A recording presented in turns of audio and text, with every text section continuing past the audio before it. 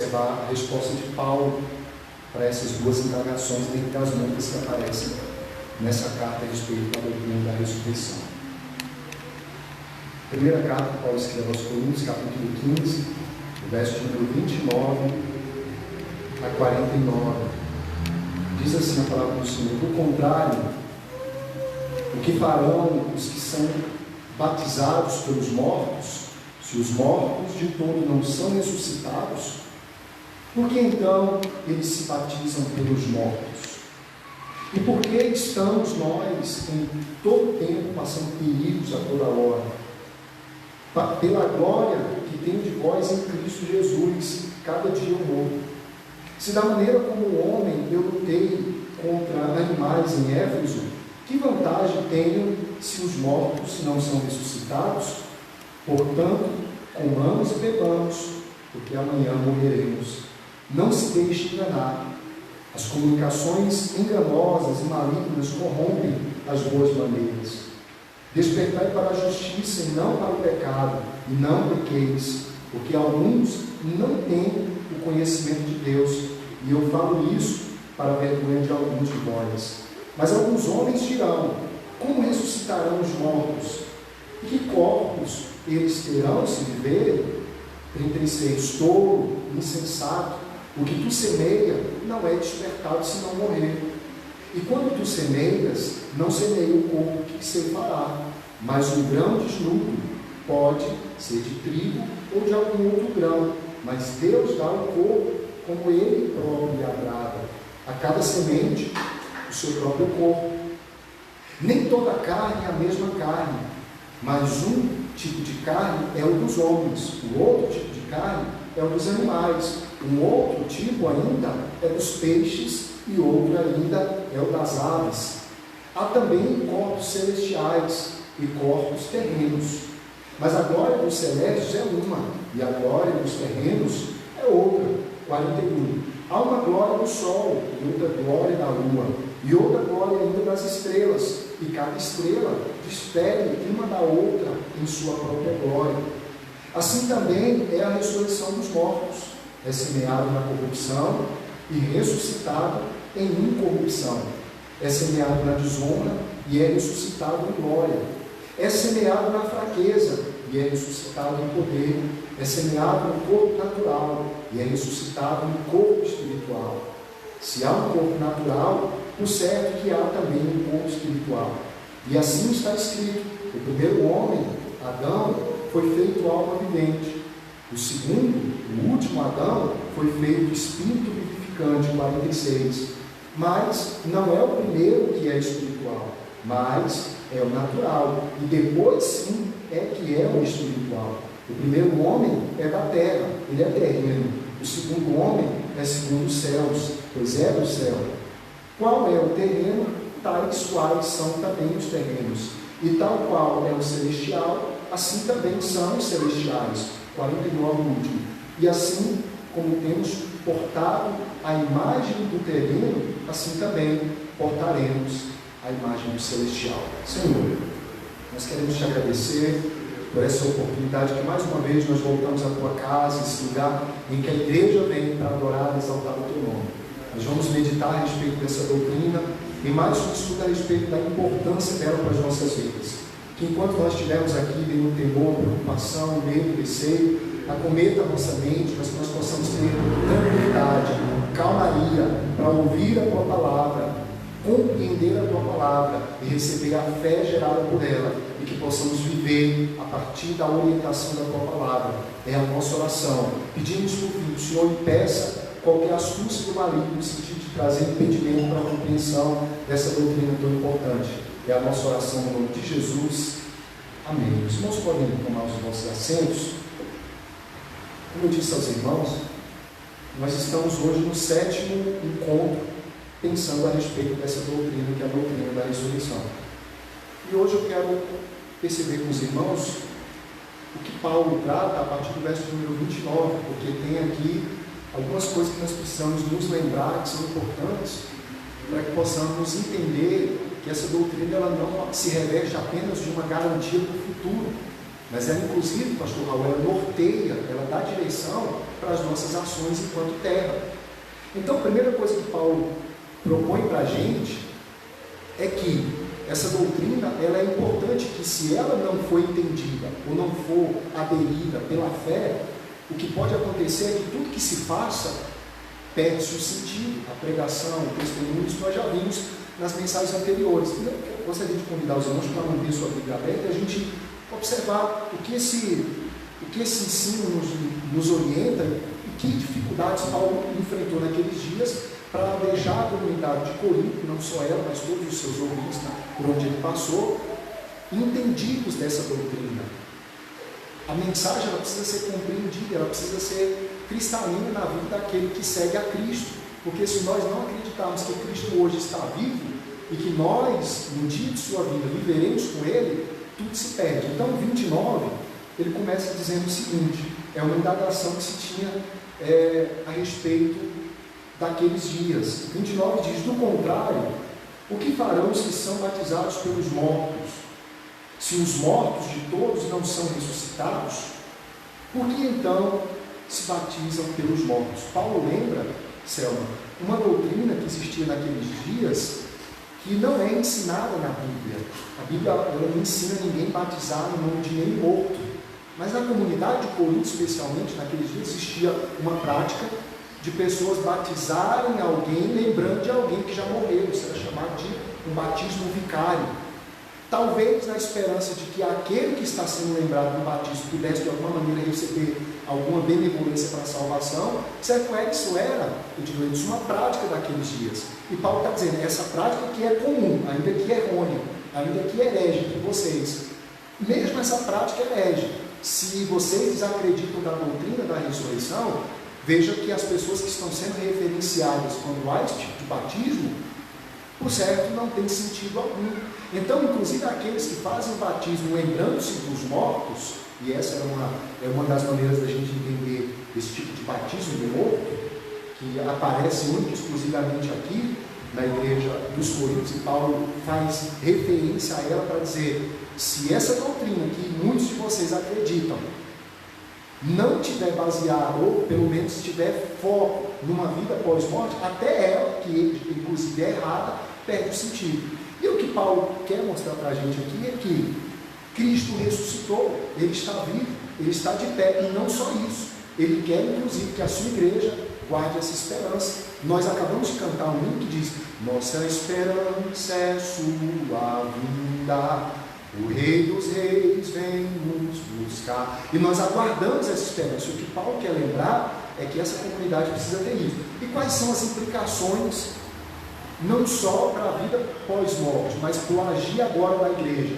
Aí vamos perceber o que Paulo enfatiza nos versos números seguintes, 30 e 32, de 30 a 32. E por que estamos nós em perigo a toda hora?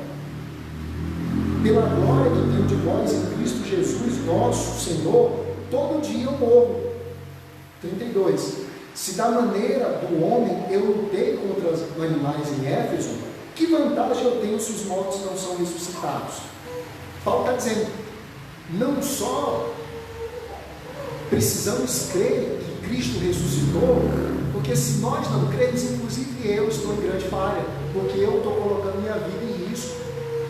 Inclusive eu coloco todo dia a minha vida em risco para que vocês entendam essa mensagem, para que vocês entendam que Cristo está vivo, Ele morreu, mas ao terceiro dia Ele ressuscitou e Ele está à destra de Deus Pai e Ele vem nos buscar. Então, que vantagem tenho eu que coloco minha vida todo dia em risco? Irmãos, eu disse isso na semana passada e eu repito aos irmãos, será que convicção tinha os mártires nos dias de Jesus?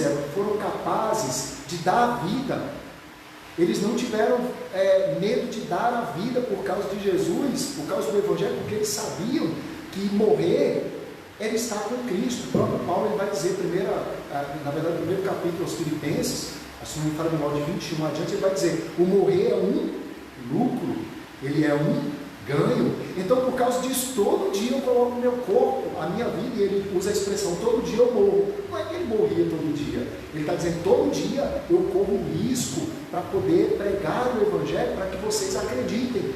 Então, se Cristo não ressuscitou, será que eu estou colocando a minha vida em risco em vão? E nós precisamos lembrar o quanto Paulo sofreu. Vamos olhar um pouquinho a respeito, primeiro, do evangelismo. Isso é importante. Paulo está dizendo, eu evangelizo, inclusive colocando a minha vida em risco, por ter convicção de que Cristo está vivo, e que não só está vivo, que Ele também vem buscar todos aqueles que são deles, que são dele. Nós vimos na semana passada que Cristo vem, as primícias, e depois os que são de Cristo, Milena, também vão ressuscitar. E Paulo está dizendo, o meu evangelho, ou seja, a maneira como eu faço o evangelismo, depende disso, depende dessa garantia. Sabe por que muitas pessoas não evangelizam? Porque elas não têm convicção de vida eterna. Isso é muito sério, porque quando nós pensamos na vida eterna, nós precisamos nos lembrar que há uma responsabilidade sobre nós. Paulo, escrevendo nessa mesma carta, no capítulo 9, ele diz, se eu prego o evangelho, não tem qualquer glória sobre isso, porque isso é uma imposição, e ai de mim se eu não pregar. Então, irmãos, quando nós entendemos a doutrina da ressurreição, a primeira coisa que aquele que entende a doutrina da ressurreição precisa pensar que há dois tipos de ressurreição. Uma ressurreição para a vida eterna, e são os que são de Cristo, mas tem posteriormente uma ressurreição, Selma, para a destruição eterna, para a condenação eterna. Vamos ver isso? Evangelho de João, Evangelho, tá? Depois de Lucas, Evangelho de João, capítulo 5, Evangelho de João, capítulo 5, e nós vamos ler os versos de números 28 e 29. Essa é uma referência que Daniel já havia feito lá no seu livro, no capítulo 12, verso de número 2. E João, registrando uma fala de Jesus, ele registra quando Jesus fala dessas duas ressurreições. Evangelho de João, capítulo 5, o verso de número 28 e 29. Olha o que Jesus diz.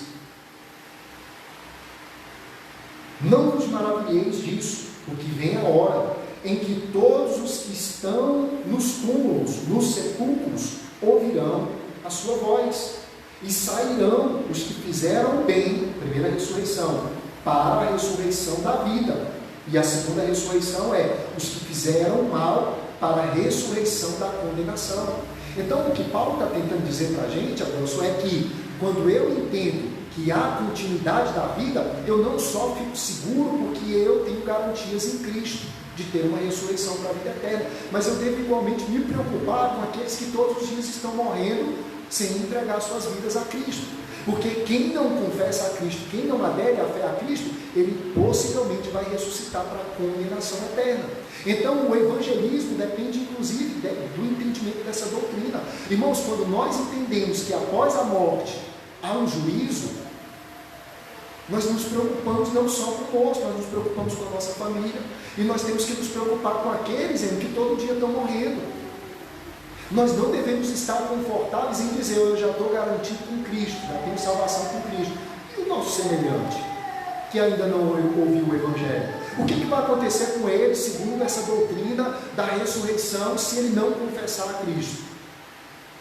Vai acontecer o que Jesus disse e João registrou, o que Daniel registrou. Alguns vão ressuscitar para a vida eterna e outros vão ressuscitar para a condenação eterna. Então, a primeira implicação prática do entendimento dessa doutrina para a nossa conduta como igreja é que eu preciso pensar não apenas no que vai acontecer comigo após a morte, mas o que vai acontecer com o meu semelhante após a morte.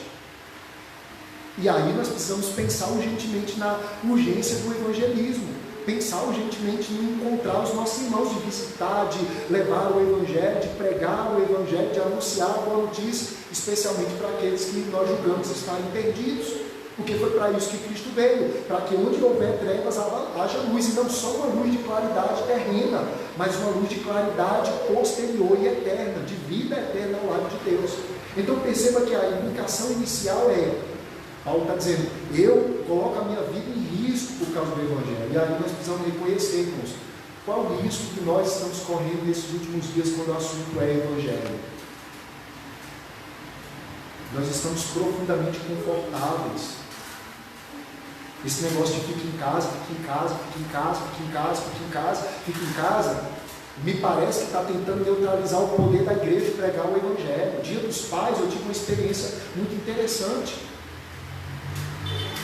Dia dos Pais, sem pensar em evangelismo nem nada, eu recebi uma ligação, chegou, não, você pode vir aqui, tem uma pessoa em tais e tais situações, você pode vir aqui. Naquele dia eu tive um confronto a respeito da importância do Evangelho para aqueles que estão se perdendo. O demônio todo dia está ceifando vida, o inferno todo dia está sendo, de alguma maneira, abastecido com almas que não estão sendo confrontadas pelo poder do Evangelho, porque as pessoas estão conscientes e estão sendo tranquilizadas com a mentira que diz: a vida é apenas aqui, o inferno é aqui, a realidade espiritual se dá aqui. Isso é mentira.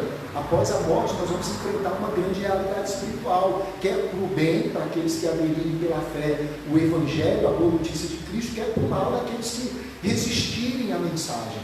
Então a primeira implicação é o Evangelho. Paulo está dizendo, todo dia eu coloco minha vida em risco. E aqui eu queria convidar os irmãos para o confronto que existe, pastor Raul, entre o nosso estado de bem-estar e o modo como Paulo se arriscava todo dia. Por isso que ele está dizendo, todo dia eu morro. Todo dia minha vida está em risco. Eu lutei com homens como se eu estivesse lutando com feras. A minha vida está todo dia sendo colocada em risco, porque eu creio que Cristo está vivo e que Ele vem buscar um povo que Ele está escolhendo todo dia a partir da boa notícia do Evangelho. Então a importância de entendermos essa doutrina, porque ela também nos convida a partilhar a boa notícia a outros. Não só ter uma garantia de vida eterna, mas poder partilhar a vida eterna a outros. Vamos ver os perigos que Paulo sofreu, do qual ele faz referência, segunda carta que ele escreve aos Coríntios, capítulo 5, digo 4, segunda carta que ele escreve aos Coríntios, o capítulo é o 4, e nós vamos ler inicialmente os versos de números 8 a o verso de número 14, segundo aos Coríntios, capítulo 4, verso de número 8 ao 14, observe os tipos de, segundo aos Coríntios, capítulo 4,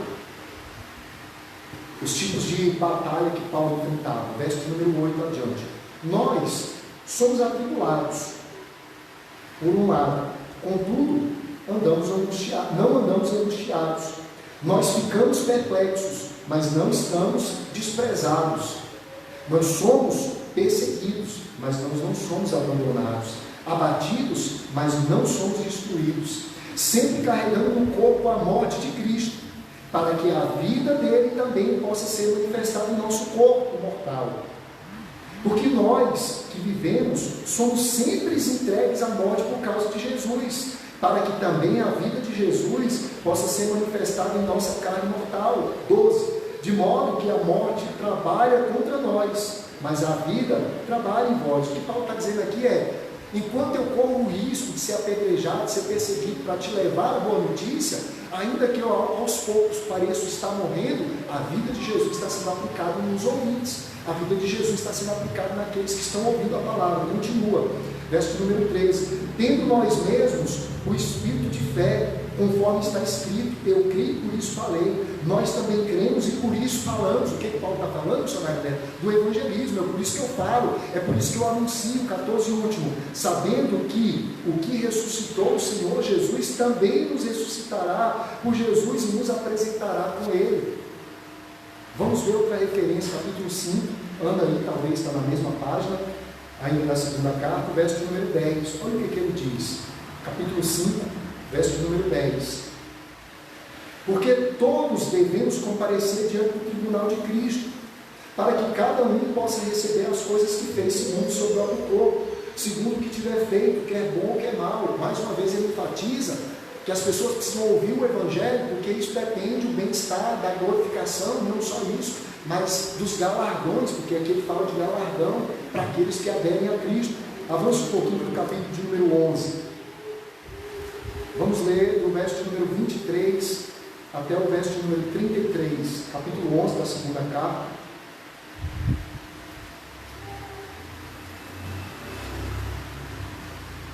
Olha o que ele nos apresenta como sacrifício, como exposição do seu próprio corpo, para que o Evangelho seja anunciado às pessoas, para que o Evangelho também alcance os perdidos, para que o Evangelho possa fazer sentido, e não apenas o Evangelho, mas a confiança e a garantia da vida eterna. Segundo aos Coríntios, capítulo 11, 23 adiante. e eles são ministros de Cristo, eu falo como um tolo, eu sou mais, eu trabalho mais abundantemente em açoites acima da medida, em prisões mais frequentes, em perigo de morte muitas vezes. Dos judeus 5 vezes recebi quarentenas e açoites, exceto uma ou menos uma. 3 vezes eu fui açoitado com varas, 1 vez eu fui apedrejado, 3 vezes sofri naufrágio. Uma noite e um dia eu passei nas profundezas, em viagem muitas vezes em perigos de águas, em perigos de ladrões, em perigos de minha própria nação, em perigo dos pagões, em perigo da cidade, em perigo do deserto, em perigo dos mares, em perigos entre os falsos irmãos, em exaustão e dor, em vigília muitas vezes, com fome e com sede, em jejum muitas vezes, no frio e na nudez, além das muitas coisas exteriores, o que vem sobre mim diariamente, cuidado a respeito de todas as igrejas. 29. Quem é fraco e eu não sou fraco? Quem está ofendido e eu não me inflamo? Se for necessário gloriar-me-ei nas coisas que dizem a respeito da minha fraqueza. O Deus e Pai de nosso Senhor Jesus Cristo, que é o bendito sempre, sabe que eu não minto. 32. Em Damasco, o governador sobre o rei Aresta guardou a cidade dos damascenos com uma guarnição, desejoso de me prender, possivelmente para matar a Paulo. E por uma pequena janela, dentro de um pequeno cesto, eu desci pelo muro e escapei das suas mãos. O que Paulo está dizendo é: quando eu entendo que Cristo morreu, mas que Ele ressuscitou e que Ele está vivo, que eu também terei essa garantia, irmãos, Ele expõe a própria vida para anunciar o Evangelho. E aí nós precisamos reconhecer, eu volto mais uma vez a bater nessa tecla, quão confortáveis nós estamos. Nós estamos deitados eternamente em berços esplêndidos, talvez porque já estamos garantidos, porque fomos salvos em Cristo, a vida eterna nos está garantida. E a minha pergunta é: e o nosso semelhante? Que risco nós queremos e estamos dispostos a correr hoje, por causa do Evangelho de Cristo, para anunciar a boa notícia? Fica uma reflexão. A segunda reflexão é o sofrimento que Paulo teve e enfrentou para que o Evangelho, inclusive, chegasse a nós, pudesse romper a barreira dos mares e pudesse chegar na nossa direção. Será o que Cristo espera de nós hoje? Ah, mas eu creio que Cristo está vivo. Amém, eu também creio nisso. Mas o que vamos fazer depois dessa consciência do Cristo vivo? Será que nós não deveríamos pensar um pouco mais no evangelismo? Evidentemente que isso depende de nós, que somos os líderes. E eu não falo isso a título de afrontar quem quer que seja, eu digo isso no sentido de chamar, inclusive, a minha própria atenção de que nós precisamos voltar a evangelizar com fervor, ainda que isso seja afrontoso, ainda que corramos perigos, ainda que tenhamos que descumprir algumas coisas, mas que o Evangelho seja anunciado. Se eu perguntar aqui, qual foi o último dia que você saiu com o objetivo de evangelizar? Talvez muitos de nós, e muitos dos que aqui estão, muitos dos que estão nos ouvindo, que irão nos ouvir, nem lembram quando isso aconteceu. E o que nós entendemos de Paulo é: todo dia minha vida está em risco para anunciar as verdades de Cristo. Uma das verdades principais de Cristo é que Ele morreu, mas ao terceiro dia Ele ressuscitou, Ele está vivo e Ele rápido vem buscar a sua igreja. E nós precisamos ser confrontados por essa verdade, inclusive nós, igreja. Então avancemos aqui. A outra coisa que essa doutrina nos permite pensar é a urgência para a separação do pecado. Se nós imaginamos que Cristo morreu, Cristo ressuscitou, está vivo e Ele está vindo nos buscar, nós devemos urgentemente fugir de qualquer marca de pecado, de qualquer associação pecaminosa. Vamos ver o que ele trata do verso número 33 e 34. Olha o que ele diz: não se deixe enganar. As comunicações malignas, as vãs conversações, elas corrompem as boas maneiras. 34. Despertai para a justiça e não pequeis, porque alguns, infelizmente, não têm o conhecimento de Deus. E eu falo isso, inclusive, para a vergonha de alguns. O que Paulo está dizendo é: cuidado, porque alguns, por não entender que Cristo vem lhes buscar, estão confiando na sua situação atual. E outros, talvez, acreditando que já estão seguros em Cristo. Uma vez que eu estou seguro em Cristo, eu posso permanecer fazendo qualquer coisa. Paulo está dizendo, cuidado, as más conversações, as más companhias, a influência de más ensinos, eles corrompem aquilo que é bom.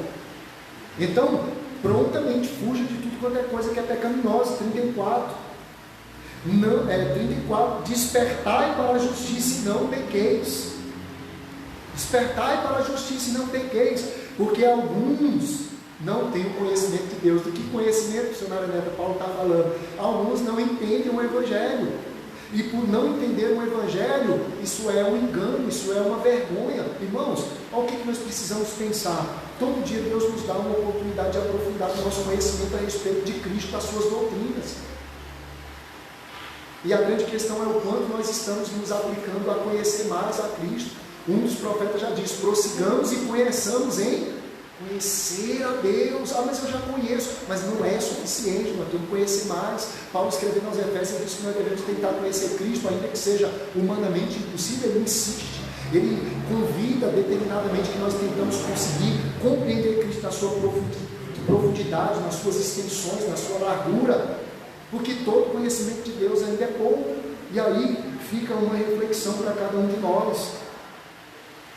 Fugir do pecado também faz parte daqueles que esperam a volta de Cristo. Aquele que está aguardando a volta de Cristo é aquele que todo dia procura santificar-se. E nós não nos santificamos por conta própria, nós não nos santificamos apenas por um desejo de querer ser melhor, não. Nós nos santificamos dando ouvido ao Espírito que nos convence do pecado, da justiça e do juízo. Todo dia o Espírito Santo de Deus nos convida a orar mais. Todo dia o Espírito Santo de Deus nos convida a ler mais a palavra, a congregar mais, a nos envolver mais na obra, a nos doar mais. E isso é uma maneira de fugir do pecado. Isso é uma maneira que Deus estabeleceu de nos manter em constante santificação. Então vamos pensar aqui a respeito do modo como nós devemos olhar para nós mesmos. O modo como nós devemos olhar para o corpo que Deus nos deu. Esse corpo que pode morrer, mas Deus o trará novamente num corpo de glória. 2 Coríntios, você pode, adianta comigo aí, 2 Coríntios capítulo 6, verso número 14. Pensando a respeito de como nós devemos tratar a nossa própria vida, o nosso corpo. 2 Coríntios capítulo 6, verso número 14. Diz assim: não estejais unidos em um jugo desigual com os incrédulos, pois que companheirismo tem a justiça com a injustiça, e que comunhão há as trevas com a luz. Paulo está falando a respeito de uma separação que os santos precisam ter. Porque quando Cristo vier, o que ele vai fazer? Ele vai fazer uma separação. E essa separação ela começa a ser feita agora pelo Evangelho, inclusive com dissociação com qualquer pessoa que não compartilha das verdades do Evangelho. Cristo disse: aquele que quiser seguir-me, se ele não renunciar no confronto com, de repente, um familiar, um irmão, o pai, a mãe, o que quer que seja, e não aderir mais a mim, a quem quer que seja, não é digno de ser meu discípulo. Jesus arrocha a gente. Então, não há associação, e nós precisamos pensar nisso. A igreja é um corpo místico, né, separado, e separado para permanecer pronta para que quando Cristo vier, essa igreja esteja separada, como ele estabeleceu que deve ser separada. Como é que nós nos separamos? Nos santificando todo dia.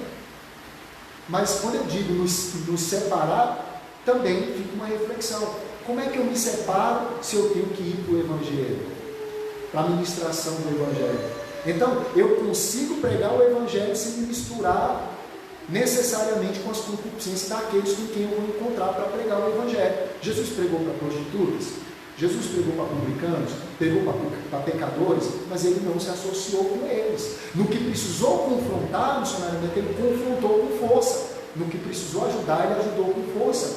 E isso também fala do modo como nós precisamos nos santificar. Não é sermos um separatista de nos julgar melhor do que os outros. Nós não somos melhor que ninguém. Nós somos apenas diferentes, chamados para uma separação diferente. E que isso são marcas do Evangelho. Vamos avançar. Capítulo 7 ainda, está bem do lado aí, do verso número 1. Capítulo 7 da segunda carta, verso número 1. Tendo, portanto, amados, essa promessa, purifiquemo-nos de toda a imundícia da carne e de todo o espírito, aperfeiçoando e santificando-nos no temor de Deus. Ou seja, os que esperam a volta de Cristo, ainda que humanamente estejam na terra, precisam manter santificação. Então, vamos ler uma última referência que está primeiro aos Tessalonicenses, só avançar aí, o capítulo é o de número 5. Primeiro aos Tessalonicenses, capítulo 5, e nós vamos ler os versos de números de 4 a 11. Primeiro aos Tessalonicenses, capítulo 5, os versos de números de 4 a 11. Diz assim: porque todos vós sois filhos da luz e filhos do dia. Nós não somos da noite nem das trevas. Portanto, não durmamos como fazem alguns, mas vigiemos e sejamos sóbrios. Porque os que dormem, dormem de noite, e os que se embebedam, embebedam-se de noite. Mas nós, que somos do dia, somos sóbrios, vestindo-nos da couraça da fé e do amor, tendo por capacete a esperança da salvação. E aqui ele passa a tratar de algumas coisas importantes. 9. Porque Deus não nos designou para a ira. O desejo de Deus é que todos estejam prontos para a ressurreição, para a vida eterna, mas para a aquisição da salvação por nosso Senhor Jesus Cristo, que morreu por nós, para que nós, quer vigiemos, quer durmamos, vivamos juntamente com Ele. 11. Pelo que consolai uns aos outros e edificai uns aos outros, como também o fazeis. 12. E suplicamos a vós, irmãos, que reconheçais os que trabalham entre vós. Na verdade, era só até 11. E que consolais uns aos outros e edificais uns aos outros, como também fazeis. Então, qual é a mensagem aqui? Cristo morreu, Cristo ressuscitou, isso deve trazer conforto para nós. Nós devemos estar vigiando, alertas, prontos, porque Cristo vai voltar. Nossa esperança é a sua vinda. O Rei dos Reis vem nos buscar. Nós aguardamos Jesus ainda, até a luz da manhã raiar. Essa é a nossa esperança, e nisso nós devemos estar convictos. Então Paulo, ele trata aqui a respeito desses pontos. Primeiro, pensar na doutrina da ressurreição é não só ter garantia de que pós-morte nós estaremos seguros, mas é também pensar na segurança daqueles que Deus nos confiou. E aqui tem uma mensagem de responsabilidade. Não sei se os irmãos têm essa consciência, mas a igreja, a partir do momento que ela se torna igreja pela fé, todo cristão, ele recebe uma responsabilidade. Qual é a responsabilidade? De anunciar as verdades do Cristo que veio para redimir o homem perdido. Por conta disso ele veio, sofreu, morreu, mas ao terceiro dia ressuscitou. Em breve ele vem buscar todos aqueles que pela fé acreditam nele, independente de estarem vivos ou mortos. Esse é o cerne do Evangelho. E todo cristão tem essa responsabilidade de anunciar isso. Não estou dizendo que todo cristão vai ser evangelista, não estou dizendo que todo cristão vai ser pregador. O que eu estou dizendo é que todo cristão recebeu a incumbência de ir para o ID de Jesus. Jesus não disse, ide por todo mundo, só os pastores, só os evangelistas, só os presbíteros, só os diáconos, só os cooperadores, só os líderes do departamento. Foi isso que Jesus disse? Não. Jesus disse, ide por todo mundo. Ide quem? Quem entendeu a mensagem. Quem entendeu que Jesus morreu, ressuscitou, está vindo em breve, vem buscar. Não só você que já crê, mas você precisa anunciar também essa fé a outros. E se nós não fizermos isso, nós estamos sendo negligentes. E para fazer isso, nós temos que sair, infelizmente, da nossa zona de conforto, ou felizmente. E é o que ele trata a respeito do sofrimento. Há sofrimento para se santificar, há sofrimento para pastorear, há sofrimento para evangelizar, há sofrimento para visitar, há sofrimento para partilhar, para testemunhar, há sofrimento de manter uma vida íntegra para que quando Cristo voltar você esteja pronto, e é disso que Paulo está tratando. Então a primeira pergunta é, por que os mortos são ressuscitados? E Paulo responde isso. E Paulo está dizendo, eu coloco minha vida em risco para garantir, ou eu, nessa ação do Evangelho, a que me foi confiada, todo dia eu morro para que com convicção vocês entendam que Cristo morreu e ressuscitou. Em breve ele vem buscar o socorro. E a segunda pergunta que a comunidade fez, Deus, foi, com que corpo agora esse povo vai ter? Que corpo esse povo vai ter? Então quer dizer que eu preciso evangelizar, quer dizer que eu preciso inclusive colocar minha vida em risco, quer dizer que eu preciso sofrer para anunciar. Tudo bem. E que corpo aquele que ressuscitar em Cristo vai ter? É o que Paulo vai responder. Vamos ver aí os versos de números, a partir do verso de número 35. Paulo passa a responder isso. E ele faz 3 analogias aqui, para tentar explicar. Com que corpo? Qual é o corpo? A primeira coisa que Paulo fala, ele fala a respeito, verso número 35. Mas alguns homens dirão, ou seja, é um tipo de argumento que tinha naqueles dias. Mas alguns homens dirão, como são ressuscitados os mortos, e que corpos eles virão ter? Que corpos eles terão? Aí Paulo passa a responder. E Paulo passa a responder com uma censura, ele faz uma censura, confiando que aqueles que estavam na comunidade deveriam ter essa consciência, saber disso. E ele diz assim, verso número 36, tolo, insensato, o que tu semeias não é despertado se não morrer. Então a primeira analogia que Paulo faz, missionário, é o da semente. Ele diz, olha, você deveria entender isso, o tolo é o insensato, é aquele que não compreendeu. Ele está dizendo, olha, talvez para nós ele pudesse dizer assim, Adelson, não seja tolo, entenda o que acontece com as sementes. Talvez a maioria dos que aqui estamos, que estão nos ouvindo, que ouvirão, já tiveram a experiência de plantar algum tipo de grão. Quando você planta um tipo de grão, aquele grãozinho que você coloca na terra, não é ele que vai estar no produto daquela planta. Ele precisa morrer, mas a partir dele é que vai surgir a frutificação daquilo que veio a partir dele. Então, a primeira analogia que Paulo usa aqui é das sementes. E Paulo diz, assim como acontece com as sementes, vai acontecer com o nosso corpo. Não vai ser esse mesmo corpo que vai voltar. Não é o mesmo corpo. Inclusive, a doutrina da ressurreição ela não fala de reintegração. Porque o que se pensava naqueles dias? Então, é semelhante é a semelhança das sementes? Então, o que eles imaginavam? A pessoa morreu, foi colocada na terra. Com o passar dos dias, o que acontece com aquele corpo? Ele se decompõe e vira pó. Então, quer dizer que quando Cristo vier, e Ele na sua glória, Ele vai juntar cada pedacinho. E aí a gente podia pensar, como é que ficam as pessoas que caíram de avião? Como é que ficam aquelas pessoas que não tiveram uma morte tranquila, dada pela composição do corpo, sem deflagrar o corpo? Como é que ficariam aqueles que caíram de batidas de aviões? Como é que ficariam, inclusive, os mártires que foram despedaçados por animais? Como é que ficarão aqueles que dos nossos dias sofreram acidentes automobilísticos? A primeira coisa que Paulo enfatiza é, não haverá uma reconstrução do mesmo corpo. Isso nós precisamos entender. Ele está falando que é a semelhança, ou ele usa analogia para dizer uma comparação do que acontece com as sementes. Então vamos ler na íntegra aqui, os versos que compreendem de 35 a 48, ele explica isso. Olha o que ele diz. Na verdade, ele vai de 35 a 38, depois de 42 a 48. Olha o que ele diz, explicando a questão da semente. 37. E quando tu semeias, não semeias o corpo que será, ou seja, não é o mesmo corpo, mas um grão desnudo. Pode ser um grão de trigo ou de qualquer outro grão, mas Deus dá o corpo como lhe agrada. E cada semente tem o seu próprio corpo. Então observe agora o que ele trata a partir do verso número 42. Assim também é a ressurreição dos mortos.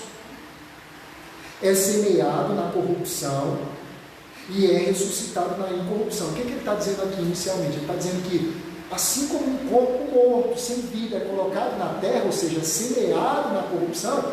Lembra quando vai fazer uma plantinha, a gente não faz uma cova?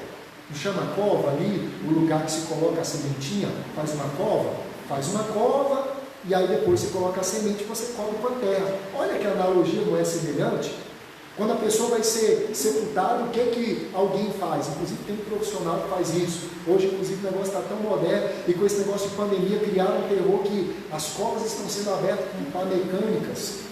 Então o que Paulo está explicando é a semelhança da sementinha que é colocada dentro da cova, é a semelhança do corpo mortal, que agora está ali, e ele é semeado na corrupção e vai ser ressuscitado na incorrupção. 42. Assim também é a ressurreição dos corpos. é semeado na corrupção e é ressuscitado na incorrupção. É semeado na desonra e é ressuscitado em glória. É semeado na fraqueza e é ressuscitado em poder. É semeado no corpo natural, mas é ressuscitado num corpo espiritual. E se há, e aqui ele passa a falar de uma verdade muito clara. O que ele diz? Se há um corpo natural, há também um corpo espiritual. E assim como está escrito, o primeiro homem foi feito alma vivente, o segundo homem foi feito espírito vivificante. 46. Mas não é o primeiro o que é espiritual. O que ele está dizendo é: nós somos carnais, porque nós descendemos de Adão, mas em Cristo. Mas o que é natural. Depois, o que é espiritual. O primeiro homem é o da terra, ele é terreno. E o segundo homem é do Senhor, ele é do céu. 48 e último. Tal qual é o terreno, assim também são os terrenos. E tal qual é o celestial, também é assim os celestiais. Então, a primeira analogia de Paulo, quando perguntaram para ele: que corpo nós vamos ter, Milena? Nós vamos ter um corpo celestial, semelhante ao que Cristo possui. E aí eu convido os irmãos a pensar: Cristo, antes da sua glorificação plena, ainda que experimentando um corpo mortal, ele conseguia já fazer coisas que um homem natural não podia fazer. Passar por parede sem necessariamente pedir a abertura da porta, da janela. Então, o corpo espiritual, o que nos permite pensar que ele é diferente do corpo físico. E o que Paulo está dizendo é: assim como a sementinha que cai e morre. E Jesus falou disso. Jesus, conversando com seus discípulos, ele disse: assim, se o homem não morrer, ele não pode vir novamente em vida. E ele falava de si mesmo. Então, é preciso pensar que há na ressurreição um aspecto de continuidade. A expressão aqui é continuidade. Necessariamente, Zé minha, vai ser esse corpo aqui.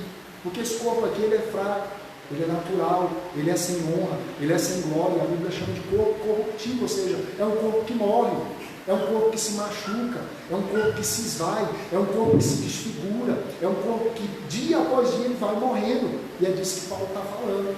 Mas ele está falando também da esperança da continuidade de um corpo à semelhança do corpo de Cristo. Então, a primeira analogia para nos fazer entender é a semelhança da semente. A segunda analogia, ele usa a respeito da carne. Voltem comigo para o verso de número 39. 38 e 39. O 38 finaliza falando da semente: mas Deus dá ao corpo como lhe agrada. Ou seja, é Deus que dá ao corpo conforme agrada. E a cada semente o seu próprio corpo. Agora ele passa a usar uma segunda analogia, que é o da carne. Olha o que ele diz, 39.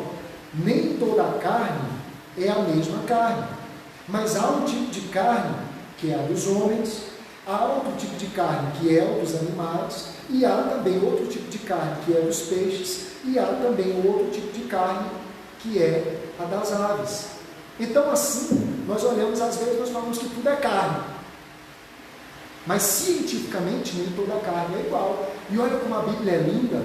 Não sei se os irmãos conseguem perceber isso. Como a Bíblia é linda, a Bíblia é científica. Nesse aspecto ela torna-se científica. O que Milena, a botânica diz, o que a biologia diz e o que muitos cientistas dizem de maneira comprovada, Paulo já está falando aqui. Nem toda a carne é igual. A carne do homem ela tem uma composição. Tanto que a carne humana ela não é para ser comestível. É uma aberração encontrar alguém fazendo canibalismo, porque há um tipo de carne comestível e nem toda carne comestível é igual. A carne das aves são de um tipo, são de uma composição, elas têm uma fibra, elas têm uma molécula, elas têm uma forma de ser. A carne do peixe é completamente diferente. A carne das aves são diferentes e assim, cada corpo tem uma composição. E o que Paulo está tentando dizer é: ei, observe, assim como no aspecto comum, você sabe que tem corpos diferentes, na ressurreição nós teremos um corpo à semelhança ao de Cristo, um corpo diferente. Entende isso? Um corpo diferente. Prossigamos aqui na leitura. Olha o que ele diz. Repetindo o verso de número 39. Nem toda carne é a mesma carne, mas há um tipo de carne que é a dos homens, e a outra carne que é a carne dos animais, e a outra que é dos peixes, e a outra que é das aves. Essa é a segunda analogia, pensando em responder essa pergunta. Que corpo os homens vão ter? Que corpo o ser humano vai ter quando ele ressuscitar? Paulo fala de uma diferença humana para trazer uma analogia, um pensamento de que há corpos diferentes. E a terceira analogia, veja o que ele diz aí, missionariamente, no verso de número 40, ele fala de um outro tipo de corpo. Há também, verso de número 40, há também corpos celestiais e corpos terrenos. Mas a glória dos celestes é uma, e a glória dos terrenos é outra. Uma é a glória do sol, ou a beleza do sol. A outra é a glória da lua, e a outra é a glória das estrelas. E há também diferença entre estrela e estrela. Assim também é a ressurreição dos mortos. Ou seja, ele fala de uma esperança para um corpo novo. Pastor Ronaldo, me diga exatamente como é esse corpo. Eu não consigo te dizer, a Bíblia não tratou disso muito claramente, mas ela nos convidou para dizer uma coisa: nós seremos pela fé ressuscitados, porque existem corpos que Deus preparou para o seu povo, a continuidade da vida. É isso que Paulo está dizendo, e é isso que nós precisamos nos apegar. A expressão aqui é continuidade da vida, a continuidade da vida. Irmãos, pense um instante comigo aqui. O que seria da nossa vida sem cansaço, sem dor, sem tristeza, sem fraqueza, sem tudo aquilo que nos coloca para baixo? Não seria uma vida plena e perpétua, boa? Imagina a sua vida, você sem cansaço depois de um dia de trabalho. Imagina você sem necessidade de dormir, porque Deus idealizou inclusive o sono para a gente poder descansar, porque senão o nosso corpo físico não aguenta. Ele não aguenta. E Deus deseja nos dar continuidade de vida sem todas essas mazelas. Lembra que João registrou na visão do grande lugar que Deus idealizou para nós? Lá não haverá lágrimas, lá não haverá dores, lá não tem sepulcro, lá não tem morte, lá não tem dores, lá só há um lugar de paz. Então, pensar na doutrina da ressurreição é pensar que Deus idealizou isso para nós. Já começarmos a pensar nisso nesse instante. Então, Paulo conclui falando dessas três analogias, da semente. Talvez a gente possa pensar, mas a doutrina da ressurreição é muito difícil de entender. Mas ela também deve ser compreendida racionalmente. Assim como racionalmente nós conseguimos pegar uma sementinha e colocar aquela semente na terra e ela morre, mas ela não morre no sentido de parar de dar continuidade. Ela morre no sentido de cumprir aquilo que aquele corpo daquele grão foi feito para ser, mas a partir daquela morte ele produz uma nova vida. Assim como há diversidades de carnes, assim nós experimentaremos um corpo diferente. E assim como tem corpos celestiais, também nós experimentaremos um corpo celestial. Essa é a grande doutrina da ressurreição. E nós não pensamos nisso. Irmãos, independente de quando nós vamos morrer, se vai ser ter o nosso corpo decomposto, talvez, tendo até inclusive um sepultamento de caixão fechado, porque não pode se ver, dada a gravidade, independente de qual vai ser, ou se vai ser uma morte de passarinho que se dorme, morre dormindo, independente de qual vai ser, a convicção que nós precisamos ter é que Deus, pela fé em Cristo Jesus, nos garantiu que assim como Cristo ressuscitou dos mortos, na sua vinda nós que somos de Cristo também ressuscitaremos. Então essa é a garantia e essa é a firmeza dessa doutrina. Então eu quero convidar os irmãos, concluindo hoje essa parte. Semana que vem nós vamos pensar a partir do verso de número 50 até o 58, que é a garantia da glorificação plena. Pensar na vinda de Cristo, experimentando a glorificação.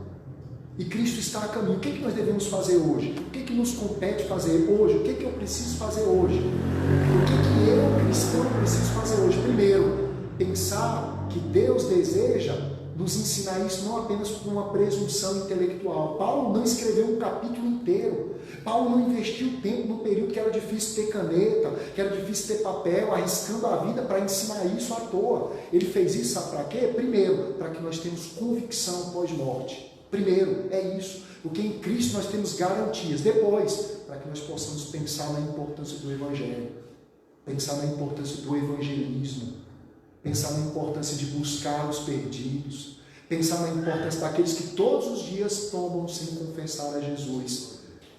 E Deus irá nos cobrar isso. Paulo está insistindo um capítulo inteiro, não que essa doutrina esteja única exclusivamente aqui, ela está em toda a Bíblia, como nós temos visto no decorrer desses 7 encontros, mas Paulo escreve uma carta inteira e trata em um capítulo inteiro para falar: Deus ressuscitou a Cristo Jesus para nos dar a garantia que pela fé nele, assim como nós iremos morrer, e ele também morreu, e ele ressuscitou, nós também iremos ressuscitar. Mas não guarde isso só para você.